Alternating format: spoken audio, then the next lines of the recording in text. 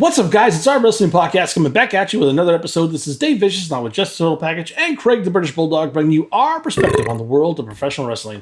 No inside sources, no ties to the industry, just stories from the diehards, sharing opinions with you. Today's topic, Royal Rumble 91 review. For audio fans, give us a listen on Apple, Spotify, iHeartRadio, and for video, check us out on YouTube at Our Wrestling Channel.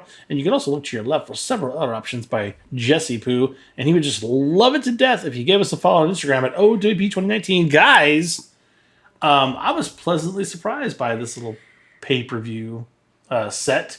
Thought I was going to lose my mind, but I kind of got back into the sweeping nostalgia of what was the Little Warriors and Hulkamania and the whole nine. And dare I say, if we did this storyline 20 years later when we already had 3 or 4 wars, maybe people wouldn't have gotten so upset and maybe wrestling would have continued without a downslide. I don't know. Just I was going to downslide anyway. Things got weird, but you're probably right. I think they just associate it. I don't know if the WWE did anything different. Because Vince and Bruce would always defend it, going, we did the Russians in the 80s, we did the Iron Sheik, we did all this shit. And they're right, though. I don't think so much now looking back at the economy and what we lived through at the time. I don't think it was so much. I think part of it was it hit a little too close to home because we were in an active conflict, which was the first time in any of our lives that we lived through that. We'd always heard about Vietnam and, all these other things, but we never lived through anything like that growing up. And then this was the first thing, and then the media was the strongest it had ever been in the early 90s, way stronger than it was in the 70s and 60s and shit. So it hit close to home. We'd never lived through anything like that. And then wrestling did a very topical take on it. There's a lot of reasons why it didn't work. But I think it's because wrestling itself was heading into a recession anyway. The country was headed into a recession in the early 90s. People forget that. So tickets were down. People just stopped wanting to go and spend extra money because everything, we're bitching about inflation now. That happened back in the early 90s where things went up a little bit and then all of a sudden the bottom fell out. We were like, oh shit. I remember my dad owned a business in the early 90s and the recession hit hard. Mm-hmm. So we went through a recession as the company. Hulk Hogan was getting older to us, and I know it's so funny he would rebirth himself as the NWO leader, in '96, and when he was in his 40s. But at the day in the early '90s, when you were in your late 30s as a wrestler, you were old as fuck, and because your character was played out. 1984 was a long time ago. From 1991. That's when Vince and Hulk started out in this whole conquest. Savage was older. Hogan was older. The Warrior was just a ripoff of Hogan. That's all he was. And Vince tried to pass him off as new, didn't book him right in 1990. And here we end up. Lots of issues there, Yeah, here we end up in January of 91. And the steroid trial was coming fast. Rewatching this, I was in a bubble. This was a great show. And it was really, you could not want a better crowd, by the way. This crowd was on fucking fire. Yeah. They were amazing. Bro. It was great. They hadn't turned on Hogan yet. They were still high on Warrior, even though they were kind of transitioning to this storyline. So Vince was trying to please both of them. It was the production was slick. It was Stars and Stripes Forever, American Flag laid it off in the beginning. It was just it was slick. I'm glad that it never became more of a conflict than it was. But 2 days after the show, they surrendered and we basically won. So they doubled down on the storyline here on Royal Rumble. And 2 days later, it broke all over the world that Iraq had backed down, they withdrew from Kuwait. All right, well, I'll give you the event overview, Jess. Let me know what I miss. This was on January 19th of 1991. The venue is Miami Arena in Miami, Florida. We had 16,000 fans approximately in attendance. We had a buy rate of 2.4, which to break that down is about 440,000 buys. That's fucking which is actually up from the prior year. Still good. That's up. $30 a pop. Yeah. We have Gorilla Monsoon and Roddy Piper doing the play-by-play, which I actually had a good time with it. I don't know. I don't know what it was. And again, the nostalgia and then really appreciating the show as I watched it. Piper just worked perfect. I don't know what it was about him and Monsoon. I miss Heenan for sure, but Monsoon's voice and Piper was just fucking great. He was so pissed off. Yeah, it was fun.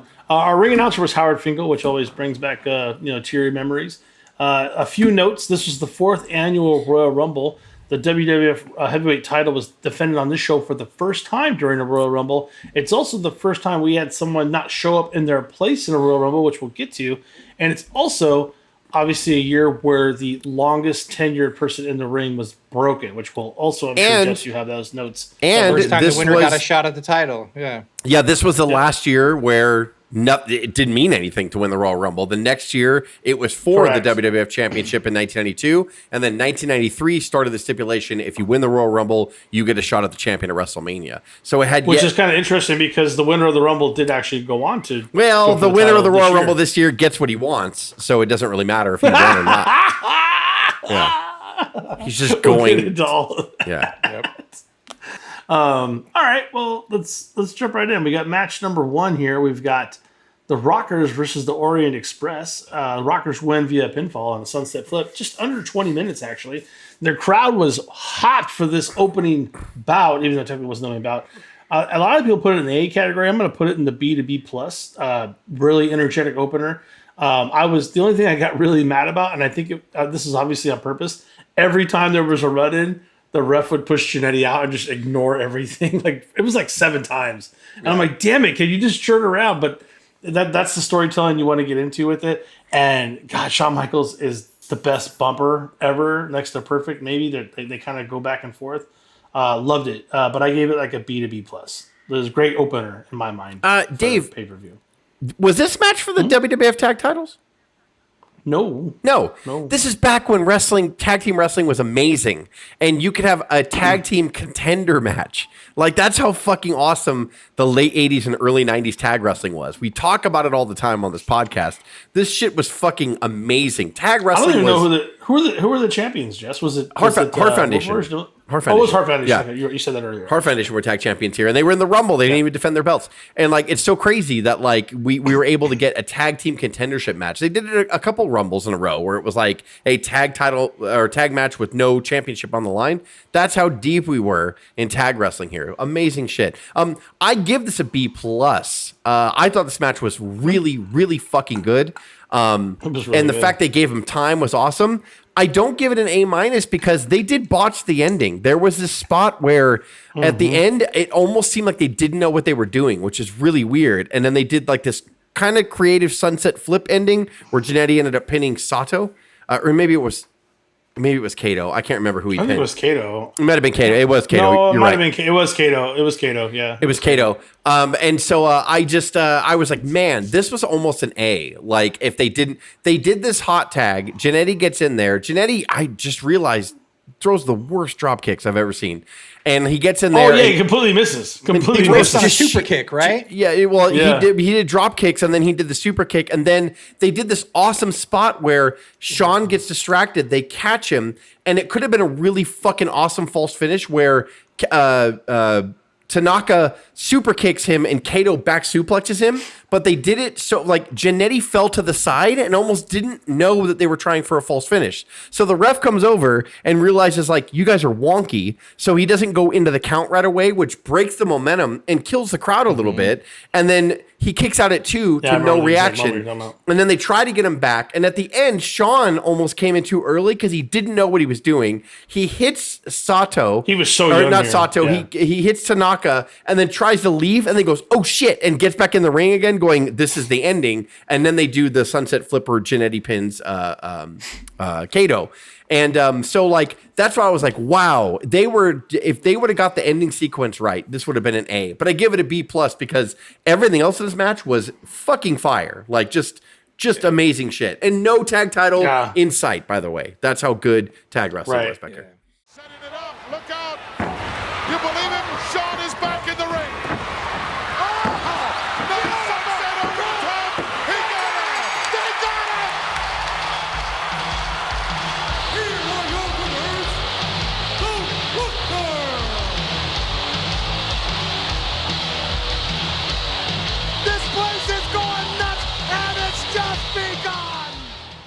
Craig, would you say the Orient Express was underutilized, underrated? Watching this match, you'd say yes, but then it's just like one of these guys isn't even Asian and had to wear the mask. Well, yeah, correct. And then they were it was Paul Diamond under the mask. They were and Tanaka were former AWA Tag Team Champions with their DDP as their manager back in the late 80s. And so it was Sato and Tanaka originally, two guys with no masks was the original Orient Express. And then Kato, Paul Diamond, ended up coming to the company, would end up becoming Max Moon, little small fact, after this. But he came in because Sato left. Tanaka stayed, and Vince didn't want to break up the Orient Express, so they put Kato in a mask, Craig, to your point. So, yeah, these guys were actually, the version of Orient Express we got here were former AWA Tag Team Champions. Yeah. How do you grade it, buddy? I give it a B+. It was everything you wanted in a hot opener, and a crowd helps, but the crowd was on ordinary, fire. The crowd's into it. You'd read this on paper and you'd go like 20 minutes, but it was great. The Rockers were Didn't feel so like good. 20 minutes to me. Good stuff. Do you want to talk about the Warriors segment first? I can't remember if that happened before the Boss Man match or after. I think it happened before. So yeah, it was a whole thing where that? Sherry comes out no, it's a big part of the show. So Macho Man wanted it's a huge part of the show. Macho kept fucking pestering the Warrior for weeks leading up to this. Like, I'm the number one contender. Like, I should be challenging for your title. And Warrior was like, kind of not responding. So they did this thing where Savage sends out Sherry to seduce the Ultimate Warrior. And they did an on-stage segment with Gene Okerlund and all that stuff, which was awesome, like in the live crowd. I love And when I Sherry. first started watching it, I was like, man, like, I hope they don't lose the crowd. They did not. The Warrior came out, was over as fuck. And Sherry doing her whole seducing thing, just trying to get him to say, yes, I will give a title shot to Macho Man. And then Sherry tries to kiss him and then drops to her knees to suggest something else was going to happen, which would have, the buy rate for this would have been fucking huge if she did. Come on. Aren't you going to give the Macho King his title match? Just say yes to me. That's all I want from you. That is all I want from you, Warrior.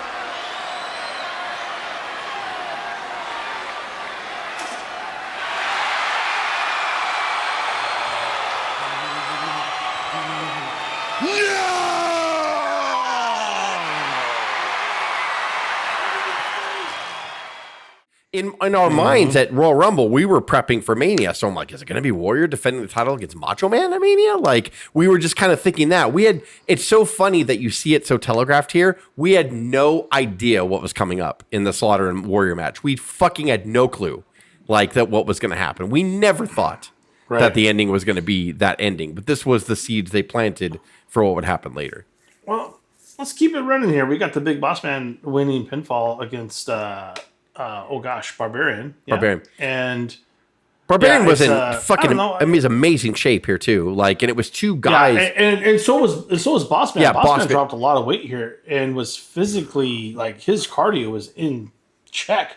It was way better than it should have been. I'll put it into a C+ category. It was a good brawl match, but the amount of work they were putting in for almost 15 minutes, it didn't really get that boring. Boss Man was way over. Like, what are we talking about? Like, how does the Boss Man get over after being such a heel with Akeem? He was over as shit. I had my D card ready. My D card was in my hand because in my mind, you see those names, you're like, that's a D. No, not even that. D, I was like, this is going to end in a goddamn DQ because I remember he had the feud with the mama comments with. It was supposed to be with Rick Rude. Rude left the company because he was pissed.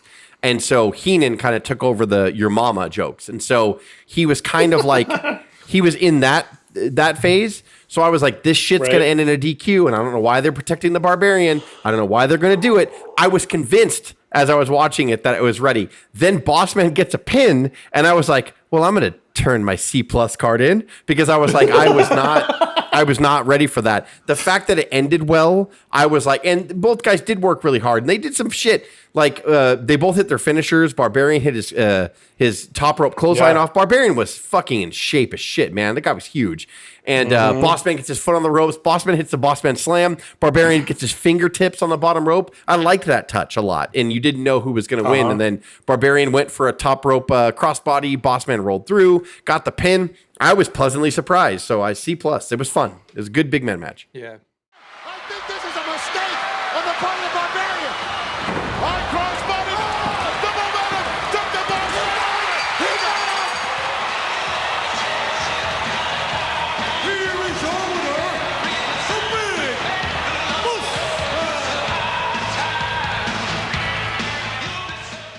I'll give it a C Craig, tell us plus what's 2. up. I give it C Yeah? plus 2. 14, a tad long, but good.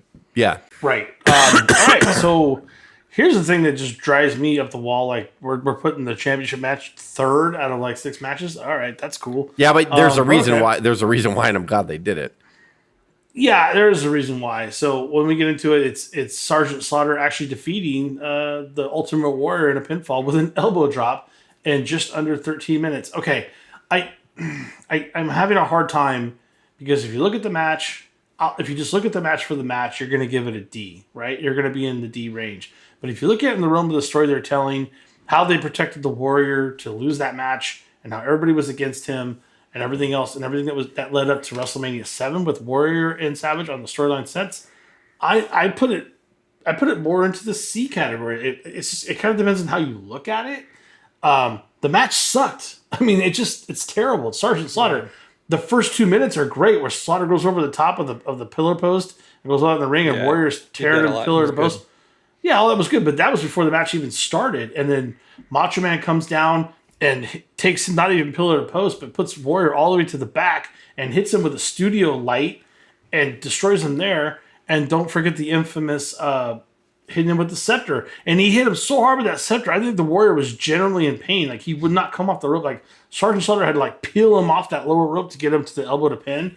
And Sherry interfered 2 other times in order for Warrior to lose. So it's great storytelling, but I would argue people were so over on the Warrior, they were so pissed off.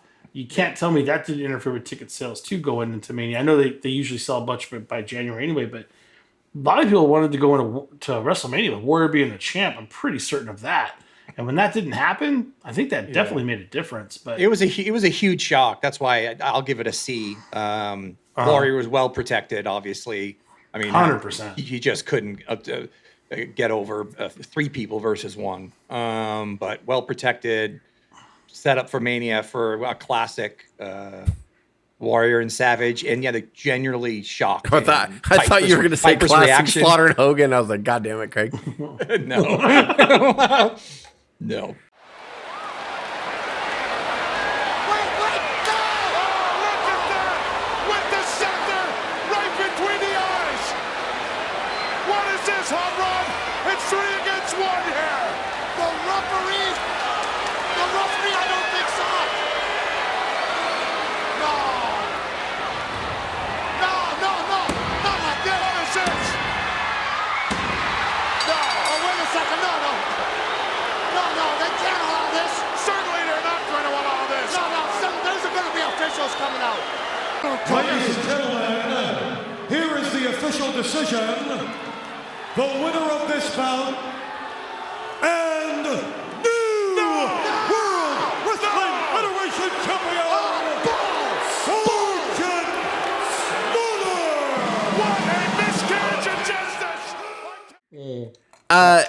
which, by the way, Savage and Warrior was probably one of Warrior's best matches ever at WrestleMania. Probably his best One of his match. best. I would say his best match that I've ever seen him do. Right. Listen, you know, it's the contrast of the first match, the opening match, and this match. WWF was they still do it to this day, where I will see something and I'm like, look at that work rate, look at this, right? And this is today's wrestling, and this is what it's all about. And then I see them fire on all cylinders as they're just a storytelling WWE or WWF. And then I'm like, oh, that's what makes them amazing. And that's what makes them the WWF/WWE that we've grown up with, and they're still to this day. They were, when they were firing on all cylinders, and this show I think is a good example of that. Not counting what happened as a result of the show, I think it all kind of fell apart. But I gave this match a B because when the Warrior came down there, that place was so loud for him. When he tore that Iraqi flag, I thought the fucking rafters were going to fall apart. God. Like, oh my God, he was, right. and Slaughter sold, and his old ass fucking slow flies over the top rope, like Harley Race. I still can't believe he did that. Goes over the top, fucking gets thrown. I mean, he's getting the shit beat out of him for like a good first 5 minutes of this. And then, yes, it's fucking ridiculous Slaughter stomping and doing just stalking shit and forearming on the back and just boring shit. And then Macho comes out and hits him with the fucking studio light. And the whole crowd gasped. Like I was so like, oh, dude, this is like amazing. And then the scepter shot. When I say this is a forgotten Royal Rumble, I mean it. Like that scepter shot is legendary. Like he hit him so fucking hard right in the face. But before that, he pressed Sherry, the Warrior did, and throws him out onto Savage. And the place was losing their goddamn mind. Like the hard camera was shaking almost. Like it was so loud. I was like, everything is working on this. And then, I don't know why Slaughter felt that after the scepter shot, he needed to drop the weakest elbow I've ever seen. Like, I have no idea. But I remember live watching it. Joe and I looked at each other and we hated the Warrior. And we were just like, we were not Iraqi sympathizers, by the way. So we weren't cheering because Slaughter won. But I hated the Warrior because I was a Hulkamaniac and Joe just hated the Warrior in general. So like we looked at each other and Joe's Slaughter beat him with an elbow drop. And we were just so fucking entranced on that. The reason why I don't give this match an A for WWF standards was because there was a spot in the match where Slaughter put him in the camel clutch, but purposely pushed his feet out the bottom rope. And then he applies the camel clutch. And I'm like, listen, dumb shit. Yeah, like you made Dave Hebner look like an idiot because Dave Hebner pretends like he didn't see that, which he saw clearly. The Warrior's feet get slid under the rope. He saw Slaughter step over him and apply it. And Dave goes, it looks fine to me, and still was asking the Warrior if he gives up. And I'm like, bitch, you saw him put his feet outside, like before he even applied the hold. So I was super irritated because like the funny thing about that though is that that Gorilla and Piper deliberately talked about it. So Vince told them. They almost didn't, Dave. That's the thing is like something was going on to your point in the headset because Monsoon started to say something and then he backed off. I felt them pulling away from the obvious fact that the Warrior's feet were fucking dangling outside the ring. I thought it was another way to protect Warrior. It was another way. No, it was to your point, but like something was going on in the headset to your point where I don't know what they were trying to convey. Like Slaughter was so deliberate about it, and then the ref looks at him. He's like, checks out, and like he still let him put the hold on, and I'm like, dude, he's fucking outside the ring, like, and then the ref gets up and goes, oh shit, my bad, and I'm like, no, you saw it from the start, you saw Slaughter position him, he put the Warrior didn't scoot back, Slaughter put him outside the ring, like he slid the Warrior out on purpose. I'm like, what are you both doing right now? Like, so that was the only flaw in the match.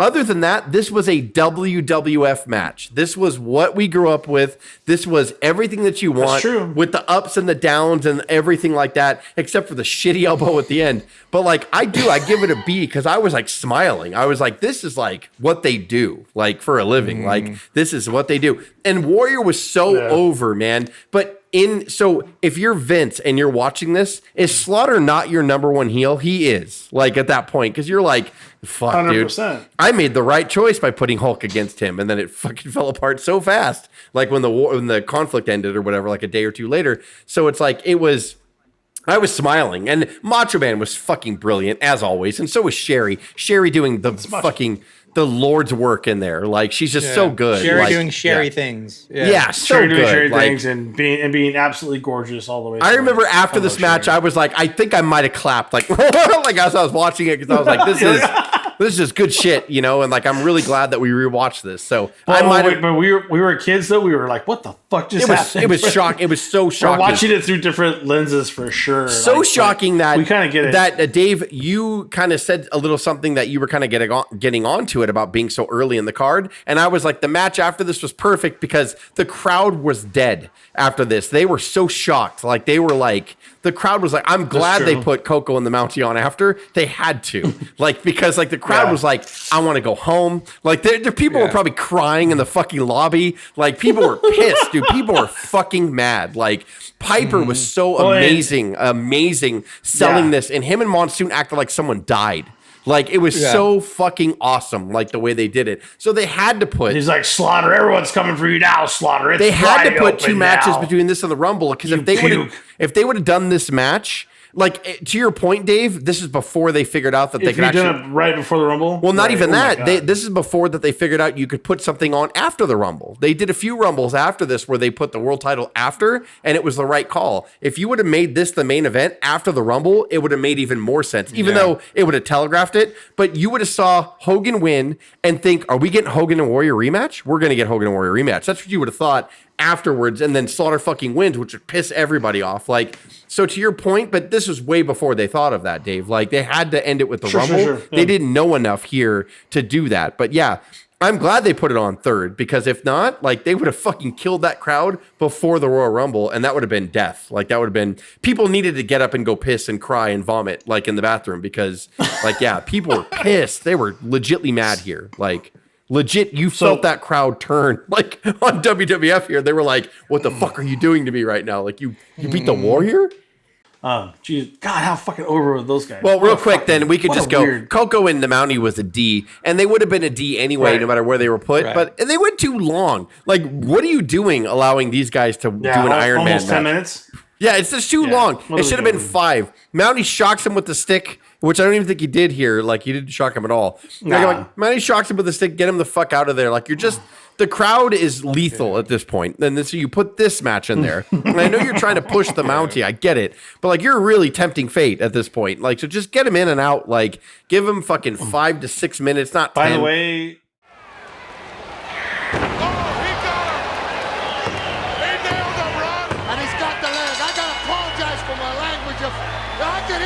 Here is your winner, the Mountie. But that I don't get into. All right, looks like he hit him right in the carotid artery there.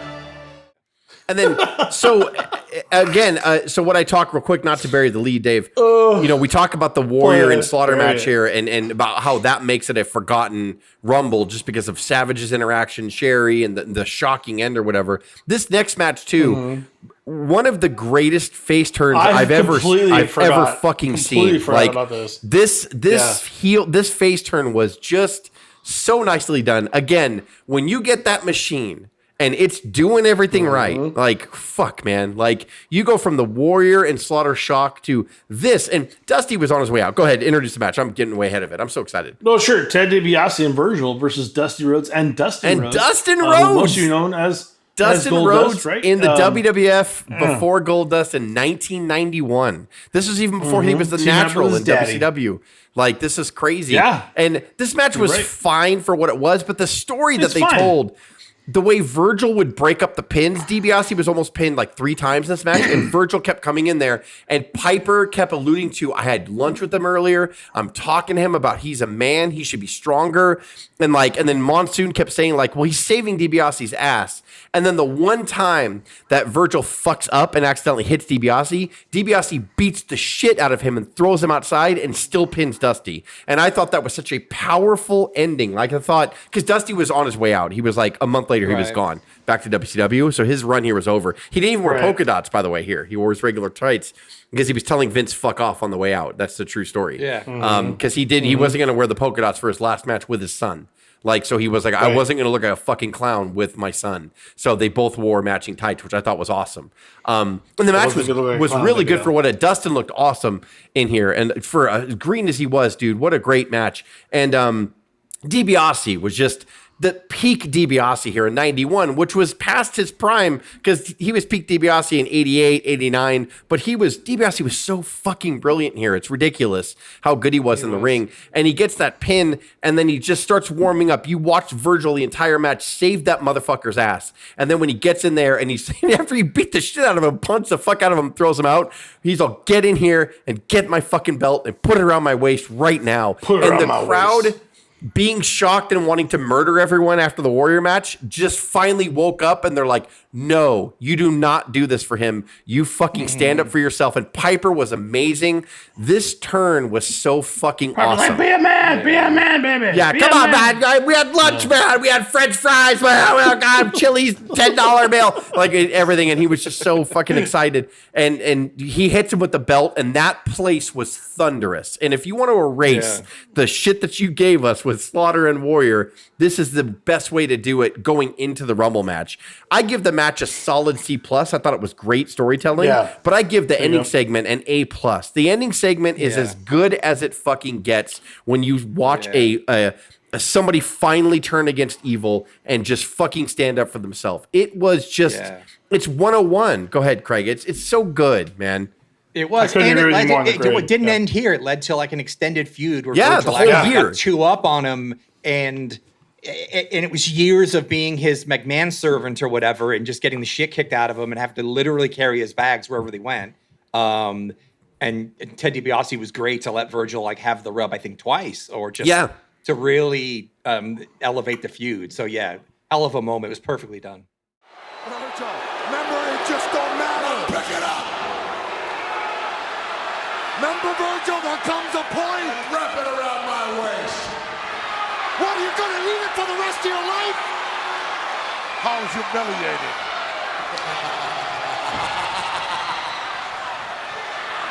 That's right. That's right. Like I always say, everybody's got a price.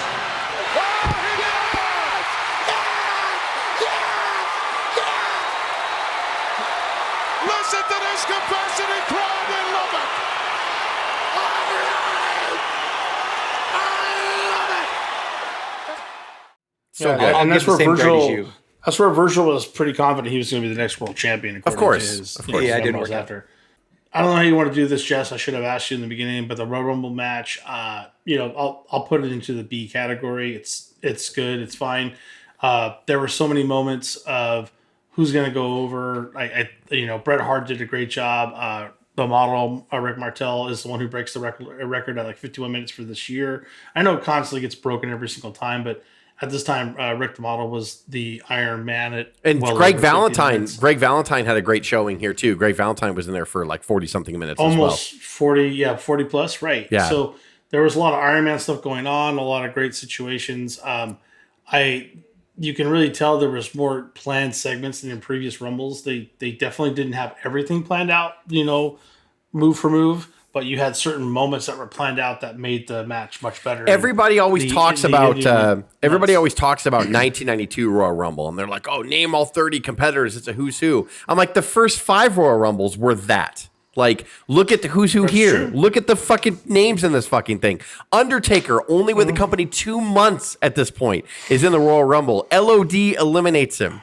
Like, LOD is in the Royal Rumble. Like, it's crazy. Demolition's here. Demolition. Yeah, Brett starts it off with Dino Bravo. They're number 1 and number 2. This was a really good Royal Rumble. Very solid, obviously. Jake the Snake, Greg the Hammer Valentine. Yeah, Greg Valentine, Rick Martel, British Bulldog, Mr. Perfect. Like, all of them. Earthquake. Fucking Knobs. Knobs was in there or whatever. He was one of the final 2 in there with Hulk. And Hulk eliminates him by kicking him in the fucking face. Like, I was like, holy shit, Hulk. Like, where did that come from? And by the way, Hulk does nothing but confirm our ability that he was scared of the Warlord because he eliminated him immediately. I'm telling you, Hulk hated the Warlord for years. Rumble. You've said this, you got to broach that. Jess has always said he hates the Warlord, and he had to throw the Warlord out every goddamn year. Like he was so because by the way, in '91 here, him and Vince's relationship started to get strained. Because A, he put the title on the Warrior to begin with, and B, Pritchard would say that they'd be doing vignettes and interviews in the back, and then Vince on purpose would go, whoa, Terry, and Hulk would look at him, he'd be like, yeah, he's like, you're not gonna wear the headband, are you? You're gonna wear the bandana and cover the, and Hulk would get pissed. He's like, yep, and he would get pissed off, storm out, come back with this bandana on, not the headband, because Vince was making fun of his hair. And so Vince and Hulk were starting to get at each other here. Hulk wanted more time away to do movies. Vince is like, nope, this is your fucking, which is fucking hilarious because Vince's dad said no to Hogan. Hogan goes away, does Rocky 3, becomes a megastar for doing that. Yeah. And Vince hires him because of that reason. But then later when Hulk wants to leave, Vince is like, no. You can't leave me. It's like, what are you doing? What are you talking about? So yeah, it's a great thing. So they started to rift a little bit here. The fact that he put the belt on the Warrior, Hulk politicked in the back to sabotage the Warrior as hard as he could, by the way. And he did. And I don't care what anybody says. Mission accomplished. Yeah, mission accomplished, I would say, with Slaughter and an elbow drop beating the Ultimate Warrior. I think you did your job here. And one of the lowest ticket selling WrestleManias coming up. So I'm glad you reaped the rewards of sabotaging someone that could have made real nice. Yeah, could have made tons of money for you, but whatever. I'm not saying the Warrior was a great person either or did the right stuff, but when you make someone feel not welcome. Well, I'd also argue Vince was probably having issues with Warrior at this point too, which is sure. That's a fair point too. So the wheels were starting to wobble on the bus here. We didn't know as kids in 91, we still thought everything was fine and everything was as strong as possible. But you look at the names on this Rumble, Kerry Von Erich, who was all over the Undertaker in this. If you notice, every time the Undertaker was in there, Kerry Von Erich was all over his ass. It's crazy. It's really crazy. Tito Santana, you just name all the names in this Royal Rumble. The Bushwhackers were over as fuck. It's ridiculous. Oh my God, the Bushwhacker elimination. When he just walks over, stomps, goes out, walks out. Yeah, and he walks out. It was one of the original quick Santino, I think, ultimately did it with the I'm not ready, or whatever, like that. I believe he licked a few heads on the way out, Gorilla. Yeah, and so good. And so, and it was a fine Royal Rumble. And I give it, Dave, you gave it a B, right? Yeah, I beat it. I give it a B minus. Same thing. The ending was super predictable. If Hulk didn't win, what's the point of even having him in it at this point? And it's so crazy Go ahead, Greg. We weren't sick of him yet, and it wasn't until the next year when the crowd kind of turned on Hulk for the very first time with the Sid stuff. With Sid, yeah. So this was actually still 2 in a row for him here, but we were okay with it. And looking back now, it's still kind of fun to see him Hulk up, and it wasn't until a little bit later that we were tired of it. Like Earthquake forgetting where he was and goes for a pin. Fuck off. Fuck you, Hulk. Fuck you, Hogan. The Hulkster possesses. He's setting him up here. Look out. It's over. What a rumble. Here's the winner of the Royal Rumble, the Immortal Hulk Hogan. Unbelievable victory by that man, Hulk Hogan. We don't disagree almost at all in this. And the whole match, the whole card, I think, is a solid. Pretty sure B. we all watched it at Jess's house too. By the way, we watched this thing. No, we did. Yeah, we did. And it was a solid B. I think the whole card was. I think it was just really fun and. There, even the bad match like Coco and fucking the Mountie was in the perfect spot because you needed that. It was not terrible. It wasn't you needed bad that. Match. You had the Warrior and Savage scepter shot, which is legendary. You had Virgil turning face, which is legendary as well. Of all people, Virgil, just amazingly done, just nicely done. You had Hulk, putting the cherry on the sundae or whatever. It was a great night. It was just a really fun show. And you know what? I never really realized. I think is this before the In Your Houses too? So there was no middle event between this and Mania. Nope. So you loaded up Mania with Rumble. There was so all the importance of this. You don't let it breathe now. There was the main event. They started doing the live main event on a Friday or whatever. They did that. That was between this and Mania. But then to your point, Craig, it was just Saturday night main events between Mania and SummerSlam, and then nothing from SummerSlam to Survivor Series and etc. So you're right. It was up to Royal Rumble and only one other kind of primetime TV event. Yeah. It's not like it now where you have matches 2 to 3 weeks out from and Raws. It's still not figured Raws out. every week. SmackDown. This is right. Well, this was fun. And that's another fun review, better than we thought. For audio fans, give us a listen on Apple, Spotify, and iHeartRadio. And for video, check us out on YouTube at our Wrestling channel. And please give us a follow on Instagram at O.W.P. Justin. And if you don't follow us, I'm going to. If you don't follow us, Craig's going to hit you with a scepter, and I'm going to drop the weakest elbow on you and pin you and humiliate you. So follow us. If not, you get one of these motherfuckers. And I'll give you the camel clutch with your feet. This was good enough to win the WWF Heavyweight Championship. So fucking watch your shit. Yeah. And he's going to wear his Earthquake tights, where he has his dark little little extra fold. His legs. My thigh meat will be out for sure. A little discolored. Little I'm getting older. I can't help that. So it's just going to happen. Yeah. That's scary in itself. So have a good one. Enjoy being naked in your run. What? Oh my